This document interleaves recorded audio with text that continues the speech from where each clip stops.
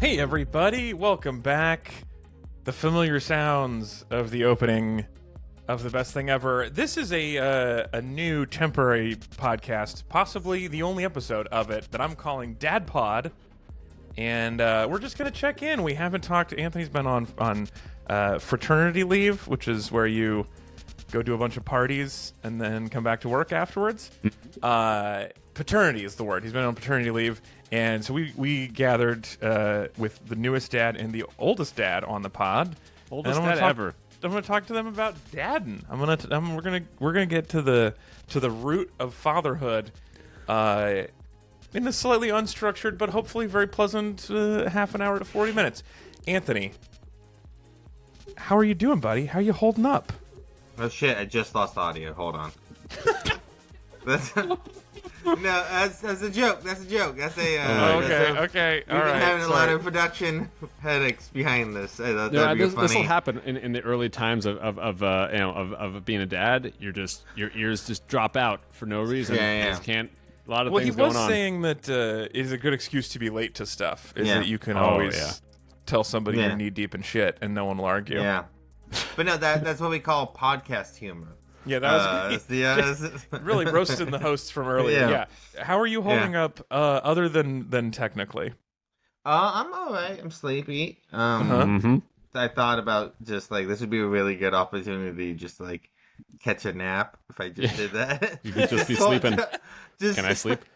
Are you good at napping on the spot with all this? No, not really. I'm not taking nearly enough naps, but I did think it's one of those things like you feel guilty sometimes when I'm like, hey, wife, take care of this child. I'm gonna go take a nap. But podcast would be a really good excuse. That's what I'm gonna say from now on when I want to get a nap. Just got a podcast. I gotta go podcast upstairs for like 90 minutes. If you were to do that and then you were to just play your audio from a previous podcast over your speakers so it sounded like you were engaging in some important topic like chickens or women's basketball, then surely she wouldn't even notice the difference. I love that. She's never listened to any of the episodes, so she wouldn't know that they wouldn't know. She's been very clear about that. Look, Anthony, if you want though, we can just record a podcast and you can just be asleep for it. That's fun too.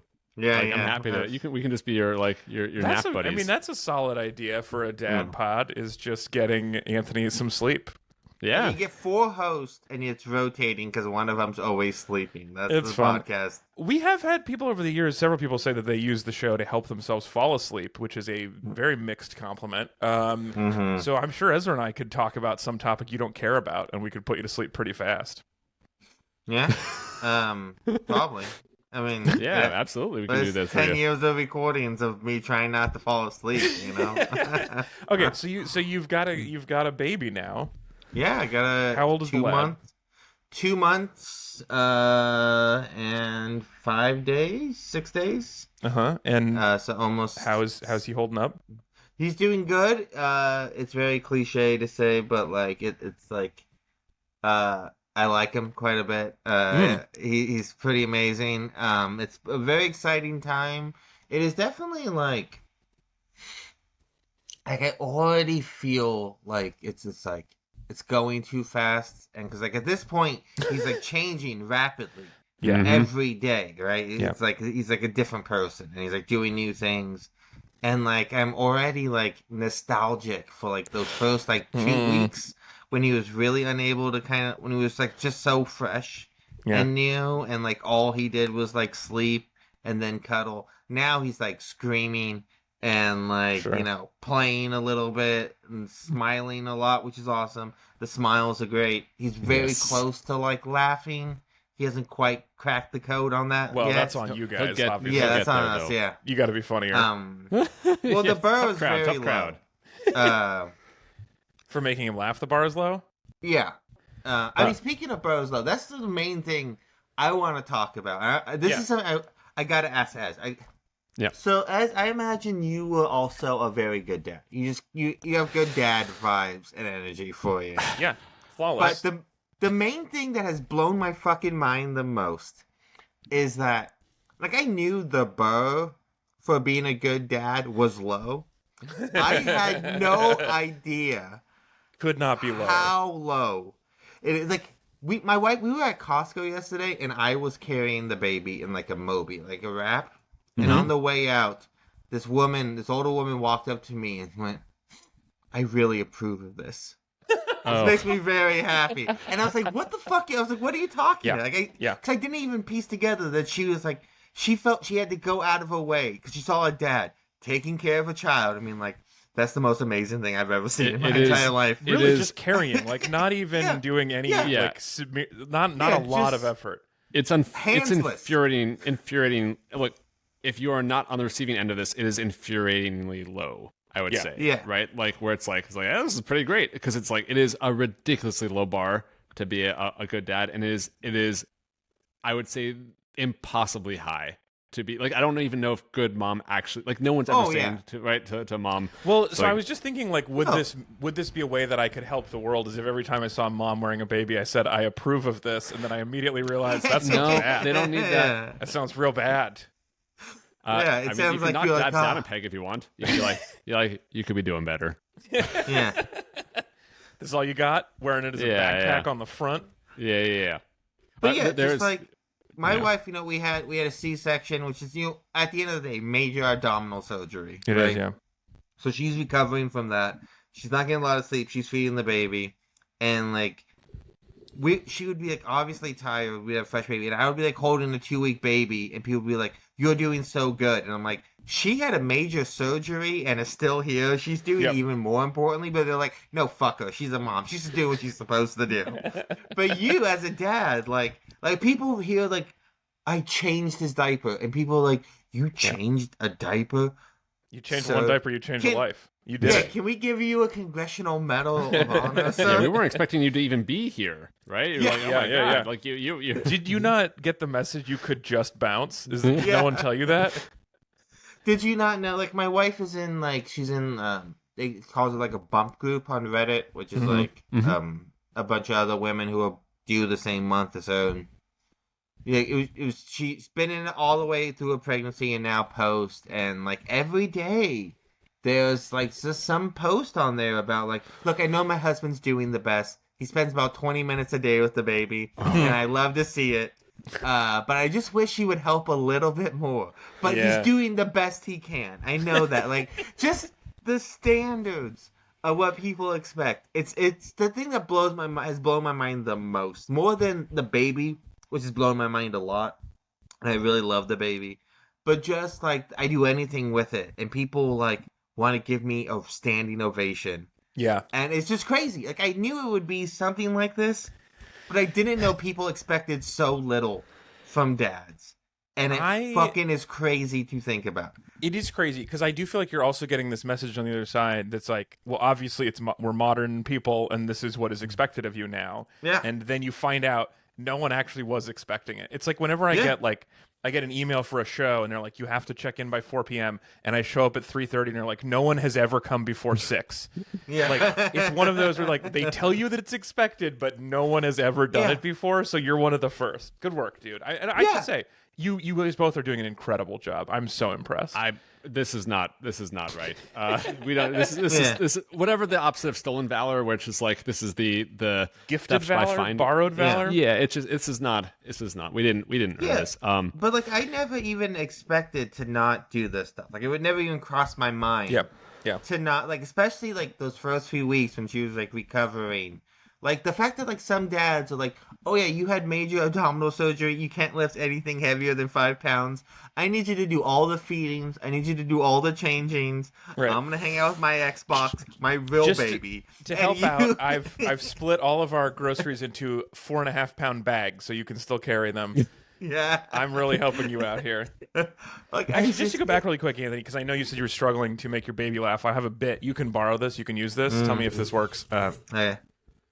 All right, that's it. There you go. That might work. That's crushed for me in the past. Yeah. But it's a really solid bit. Babies love that bit. You guys don't seem to get it, but babies love that. No, yeah. It went under my head. Actually. I did it towards the camera, as if that mattered. I should have done it over here, but people love that bit. Yeah, it went under your head. That's really funny. Yeah. Anthony, one thing I like to do with parents of almost any age, really, but especially of young kids, what's his newest trick? I mean, he's still at the point where he's like, he can barely move his head. But I mean, he's at the point now where like his newest trick is if you put him on his stomach, he can do like a push-up kind of thing. Whoa. When he can lift himself up and kind of like hold his head up for a second. Oh, you mean like a sea lion push-up, not a full... Yeah. Not like a full not push-up, not like... No, but not like it's tummy time. straight. Yeah, but like tummy time stuff. He can do that. Tummy time's like dope. 2 weeks Wait, what ago... is tummy time? You guys are saying this like we all know what tummy time is. Yeah, tummy time is something you're supposed to do with newborn babies a few minutes every day. They hate it. But basically, you just lay them on their tummy and you go, hey, deal with that. Have fun. It's basically that. Okay, it's pretty much what it sounded like. Yeah. Why is this good, though? Because they have to look muscles. up. It's like it's sort of like it forces them into like a cobra pose kind of thing, where it's at some point they're gonna like, fine. Yeah, if you hear parents ever say like my kid never crawled, it's probably because they didn't do tummy time enough. Like tummy and time they is ruin where their kid forever. Yeah, exactly. My nephew didn't crawl, and I can still tell every day. He's 10. Yeah. I can I don't still think tell you how were a much good he's held crawler. back. He would have been a pro by now, a pro athlete by now. Yeah.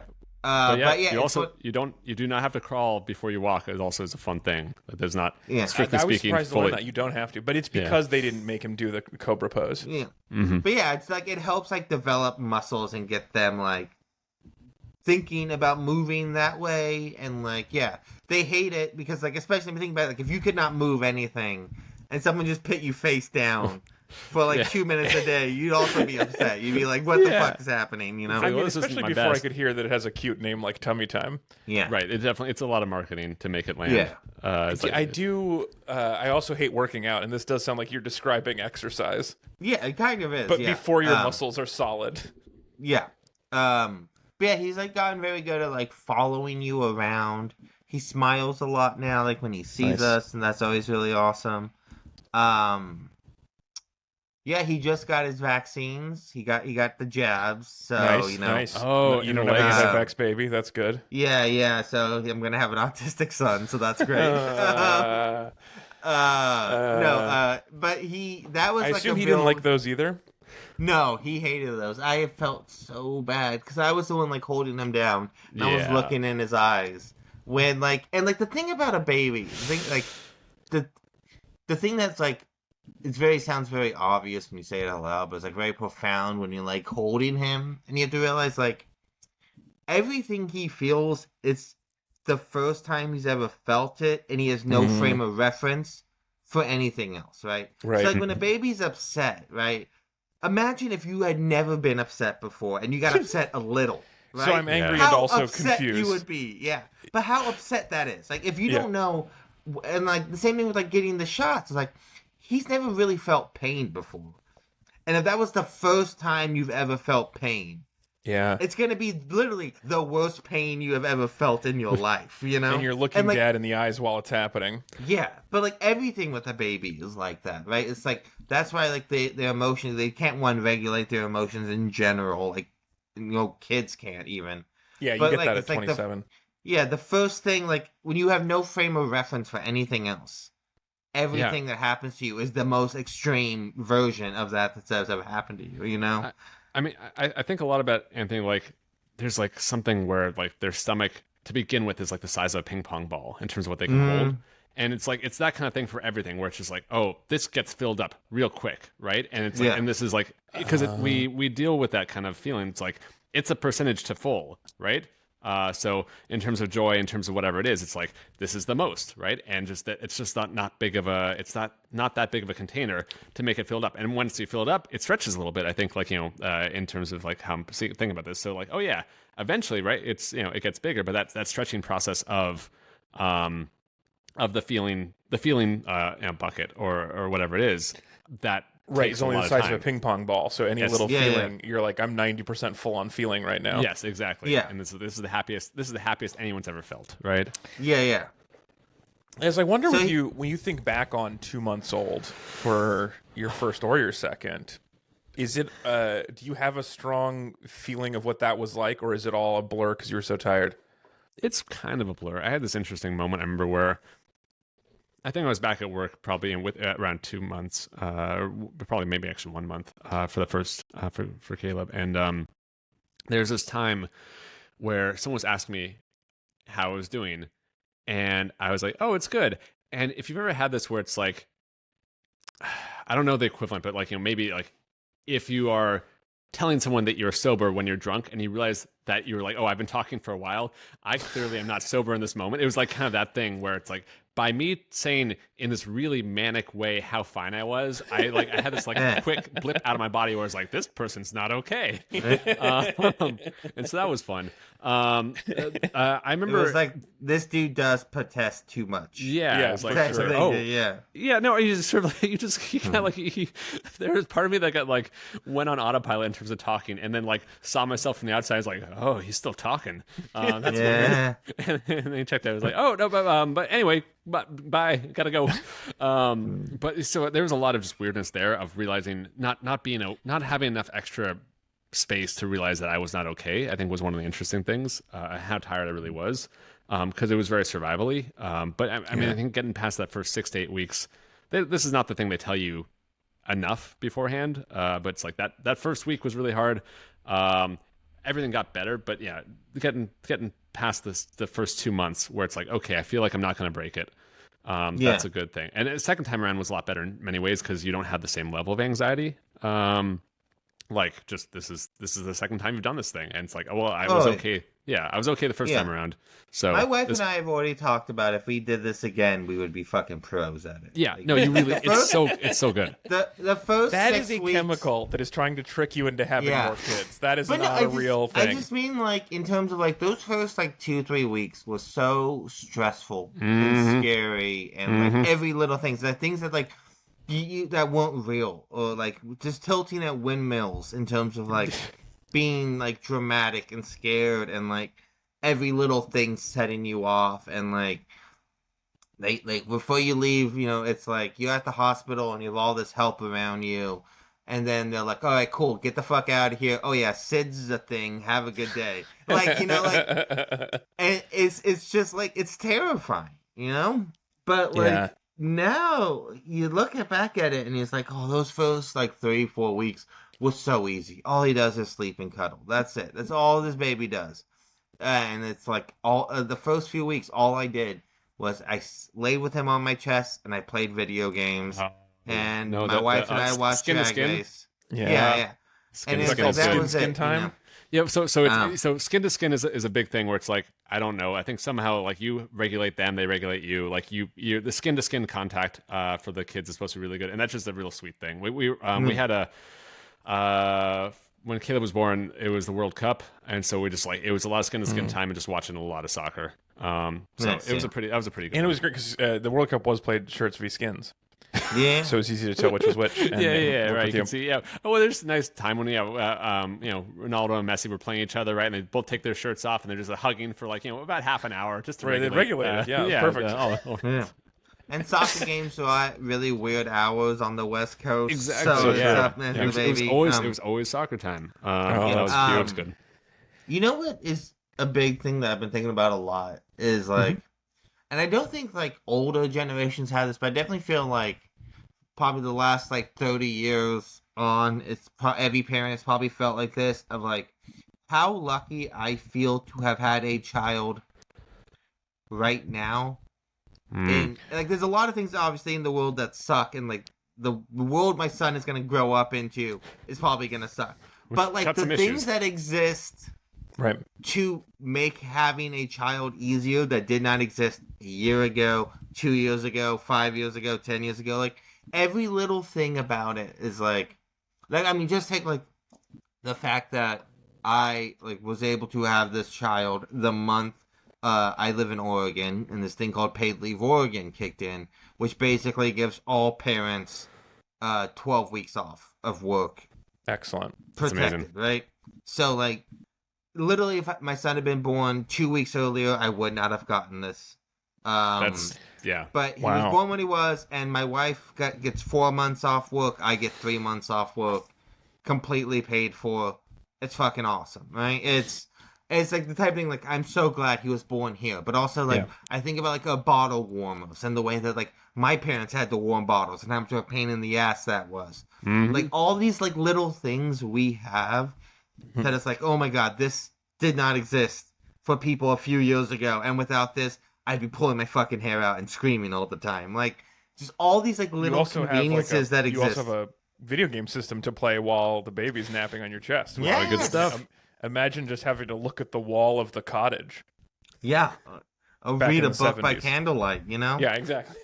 Change a nappy by candlelight. That would suck. Oh man. Yeah, you got the smell of you've got the smell of the nappy, and then you also have the smell of the whale oil burning in the lamp. Yeah. Oh, terrible. Well, the thing is, people didn't even know about smell until like 1995, right? Yeah, everything just smelled bad. I do remember when they rolled that out. I thought that was weird at the time. Everything just smelled like the absolute worst thing ever. And when everything smelled, it's like you know when the Three Stooges all try to go through a door at once and they can't, so they kind of jam each other. That's what smells used to be like in the 18th century. Always be right? Three Stooges in your nose. Yeah, it was just there's so many bad smells. Yep, that sounds right. You couldn't smell anything. You know, that's funny. As I want to ask you a question, since one of the ostensibly part of this is for Anthony to get help from you in any way. One thing you mentioned was not napping as easily. Do you have any power nap life hacks? Because you seem like you would. Well, so this is tough because like I feel like this is like I don't know Michael Jordan like he's saying like, oh, do you have any like bucket like how to get more buckets kind of hacks? Because I think I was good at napping before this as well, so I don't know about base skill. So in this analogy, you are the Michael Jordan of naps. I mean, I don't know who's better at napping. I'll say that. I've not met someone who's better at napping. That's not to say I'm the best, but I just don't know who is better. Okay. Yeah, I mean, you do have narcolepsy. I mean, which I feel like we should bring up. Right, you slept through most of our podcasts at some point. Yeah, well, this you didn't realize. Yeah, that was my nap time. You didn't realize that you were just that's what we were doing it for. So that I think I'll say that. But the thing that really worked for me, at that time, was Headspace was amazing, but not Headspace sleep stories. Just Headspace trying to do anything else. So it's like it's not the Headspace on sleep. It's just the Headspace. When it's trying to keep you awake to meditate. You're Headspace is trying to zonked. make you a better person for 10 minutes. And like come in touch. I was like, because I actually remember it saying like, please like sit up with your eyes open. And I would like every time I'd say nope. But so it trying to do that was really good. And if you can't, so like sometimes you could do it as well where you have the phone on. Like without headphones, but if you do it on like maybe like 1 or 2 notches on the volume, and you put it under your pillow, you can hear it a little bit through the pillow, but your partner won't be able to, which is really nice. Oh, so that's sweet. That's my thing is the way like you were good at napping. I was already very good at just not sleeping. Right. Before the baby, I'm a horrible sleeper. I already drank far too much caffeine in general, even before the baby. Mm-hmm. So I've just doubled down on who I am. I just don't really sleep, and I'm cool with that. I just keep drinking caffeine. It's fine. We don't need it. My heart's gonna explode one day, and it's fucking cool. I'm fine with it.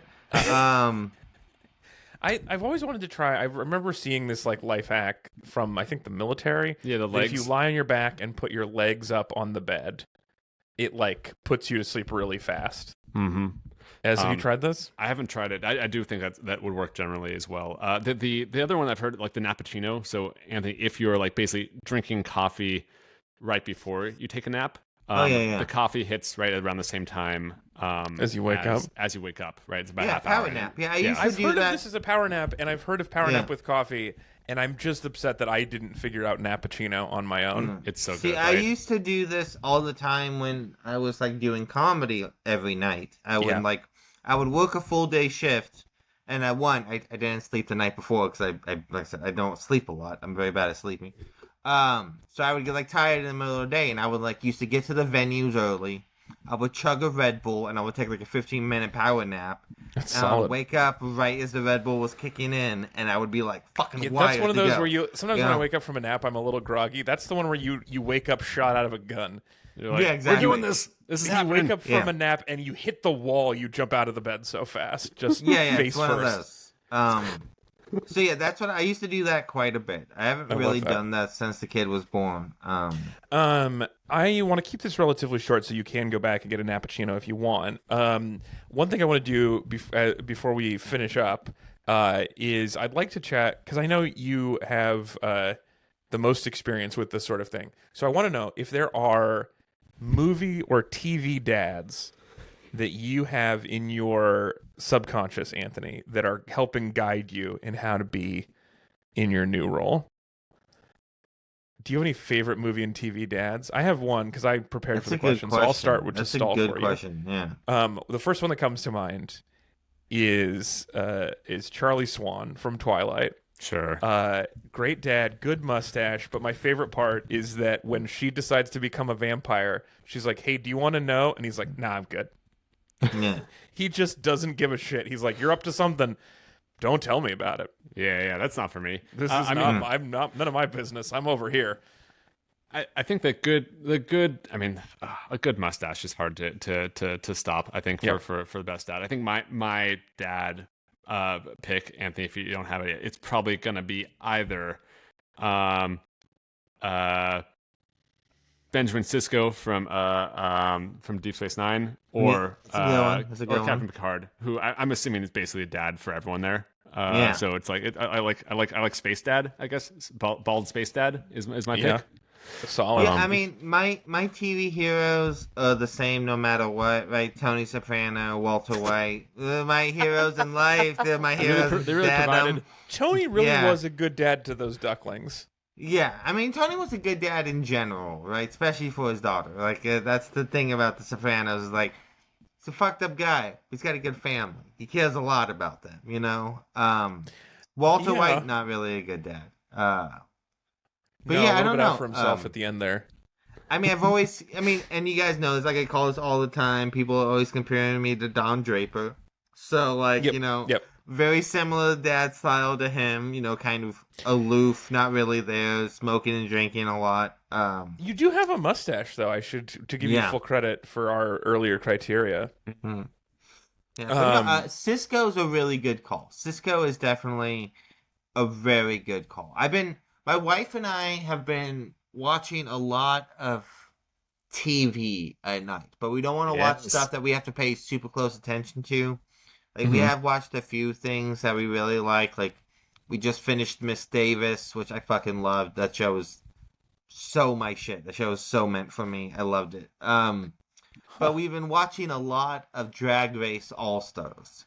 Oh, yeah. And I think Rue is because she has a lot of the dad and the mom energy in one, right? Like, the way Rue treats her girls on that show, I think is like a really good TV dad as well, right? Because like like a dad, she's super supportive. Dad. She's filled with love. She's full of possibilities, and she's having her children compete for her affection, and one of them is going to win, right? Each week she eliminates one of her children. You know what? Look, this is no one's favorite part of being a parent, but sometimes you got to tell them who's best. Let's pick favorites. Yeah. This is not true. It's not true. Yeah.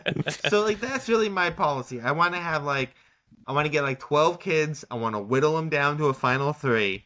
And then from there, I'll pick my favorites. So one thing I was thinking about, there's 2 people who I like. Sometimes I marvel are dads in real life as well as on TV, and those were Mr. Rogers and then is Tom Hanks. Like both of them are real dads or were real dads. But I wonder with Mr. Rogers if you feel like do you think you would have liked that? I think as a kid I would have found it so annoying that he was so good at being a TV dad. Like I would have found it cloying and I would have pushed back against it, I think.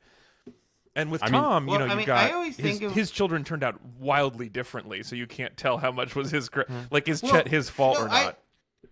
I always say Tom Hanks Tom Hanks and his children are a great example of what money does to you, right? Like Colin Hanks is from Tom Hanks' first marriage that he had before he even got famous in anything, right? Oh, I didn't realize that part. Colin Hanks grew up with his dad was a a up-and-coming, struggling actor, and he had a fairly normal life for most of his childhood.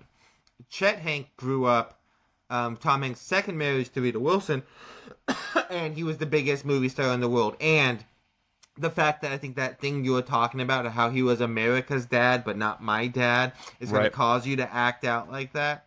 But like, I mean, wait, so what you're saying is you have a huge advantage over Tom Hanks because you haven't made it big yet. Yeah. I mean, I have friends. I have like in real life, I have a friend who has 3 siblings. He's the oldest, and he has 2 younger siblings, and his dad is the richest man I have ever met in my entire life. And I've met some rich motherfuckers. This guy he's crazy. He's like, every time you go to his house, that his wife and him have like built a new thing because they're in the pottery. So they built a whole pottery studio on their property. They're like, there's that kind of rich. Like they just do crazy things. They have like, and you're saying that you're going to tell me how this affected your friend, George Lucas Jr. Yeah. But my friend, it's like he's weird. He's a very weird guy. Again, one of the weirdest people I know. But his parents didn't get rich until he was in his early teens. Alright? And his younger siblings are fucking even weirder. They're the weirdest, even weirder than he is, right? So it's like, it's a great, every time I see him, I think of like, you grew up mostly normal, like working class, like upper middle class kind of thing. And then your family got so rich. And by the time your youngest brother was born, they just didn't give a shit about money. And it just fucked his brain entirely. Like, it's a great example of he has 1 middle name. His sister has 3 middle names. And his younger sibling has 5 middle names, I believe. Like, that definitely is a red flag for sure. Yeah, the wealth their names expanded from the wealth and the excess. Like it just. My parents always said that they wish everything. they could have afforded a second middle name for me. Yeah. Yeah, it's like, oh, I wish, but Spent all that money on groceries. either the name or food. So all parents make mistakes. I think, Alex, it's important for you to understand that now. It is. I totally. Well, and now that I know that if they had more money, it would have made me into Chet Hanks. I'm very appreciative of them for keeping it real my whole life. Yeah, and I've heard your Jamaican accent, and it's not good. You would not be a good Chet Hanks. Yeah. But I do want to let you know it's time for Hot Guy Winter. I'm ready. Oh yeah. What is this? This is just there was like a video of Chet Hanks talking about how he was going to be hot one summer that I think about a lot. Hot Boy Summer. Anyway, okay. So last thing then before I let you guys go back to sleep, Anthony, 2 months. You've got what's the next month like? Have you been reading ahead in the book? What are you looking forward to? Or maybe Ez can give you some hints. Yeah, I mean, there's a really cool app called Wonder Weeks that kind of shows you where your child should be at. Are you in a stormy period or sunny period? Are you making the leap? Right now, I think we're going into a sunny period, but we'll get to the stormy ones again. But yeah, it's like right now he's at the point where they say like this next section of development is like when he'll start to like realize patterns, realize sort of like because like the first few up until now, like my baby still doesn't know where he ends and where the world begins, right? Like he doesn't have a frame of reference for that, right? Yeah. He like puts his hands in his mouth and he hits himself in the head a lot on accident and like scratches his nose because his little fingernails are tiny little knives that come out constantly. The nail cutting is such a weird, like large portion of your time. It's like you just gotta trim nails. Constantly, it's just time to trim the nails all the time. And they're weird. These are weird nails. Baby nails are weird. They're like, it's like paper but knives at the same time. Yeah. Paper knives. And he'll like cut himself constantly, and if you don't stay on top of it. But like he doesn't really know he has hands yet, and it's not like okay to get him declawed anymore. No, they don't love that. They don't want that. No. Yeah, it's the literature's changed on that one. Yeah.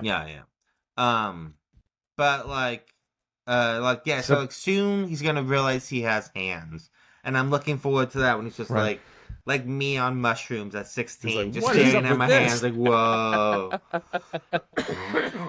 I love that. Ez, do you have any other memories from 2 to 3 months that you think about? I mean, I do feel like, okay, so I mean, I think we got, so we did get, let's see, we had already had like intentional smile, I guess, right? So like the social smile. So before, early on, basically, is Alex tip.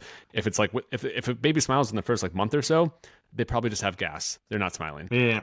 Yeah, it's not. It's like so. Social smile is the thing that comes in later, which is kind of a fun one. Oh man, I'm gonna worry about this with adults I see now too. Yeah, are they actually smiling? Was this barista being friendly, or did she have to toot? Yeah, for the first month, every photo I have of him like smiling is because he had just taken a massive shit. And you got the photo right afterwards. It was like It's kind of it looks like kind of like a sloth kind of smiling. It's like that. It's not. It's That's not a quite cute face. Yeah, it is cute. I mean, but they're you're gonna have to do something about that, which that I business.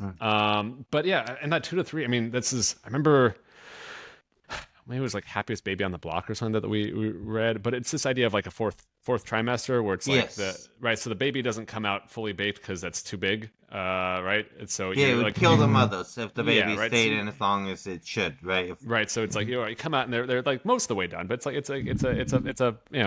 a Papa Murphy's par baked pizza kind of thing, right? Yeah. And you do the rest of the time outside of it, and so after that, like that 3 month kind of period is like okay, they are kind of like. It's kind of like they've woken up in a way a little bit, which is cool, and like they're a little more. I'm sort of jealous of gazelles and stuff where like they come out and they are born the way Anthony wakes up from a nap. They just like hit the ground running. Let's do it. Yeah, it's like most animals do that because they can cook longer. Like if babies, right? If a goddamn brains weren't so big, we would stay in a mother's longer. This is the price of than knowing come that out. we will die someday. Yeah, exactly. Except we have to have this whole thing. I mean, I will say, I guess, like a lot of the fun things happen just because, like, it coincides with what time of year you are. So, right, like you'll get like first like holiday season during this time, and that's pretty amazing, right? So, like, so baby's I'm first like, Christmas. Yeah, because like for first. So it was first Halloween, I think for Caleb around the 3 month period, and that was just a cool thing. So like this, like what's this going to be like? Where it's like this is not real memories, but it's like this is your first memory of it, and it's like right, and there'll be an ornament forever that says baby's first Christmas. So this is you're deciding which baby's like first right Christmas now, ornament you'll have for the rest of your life. He's just getting to the point where he can like really look at stuff. His vision's still not great. He still can only see like a few feet in front of him. Yeah. But like he's starting to see colors. He's not just seeing contrast anymore. And I'm very excited that like by the time next month rolls around and he can see colors better and his eyes can focus more, we're gonna put like a Christmas tree in front of him. You know what I mean? Like, that's the cool idea. That's so that sweet. As soon as his eyes start to like be able to see it, we're gonna put this like incredibly colorful big thing in front of him. I forgot this thing. So I think Baby C was the way I used for this, but it's like there's apps where you can download it and it will adjust the camera to show you how the baby can see at this point. Based on this is the depth of field, like this is like what it looked like for them, and that's a pretty. I feel like my health teacher had a version of this for like what it felt to be drunk, and we were so drunk into goggles? It. We all wanted to play with drunk goggles instead of learning about health. Yeah.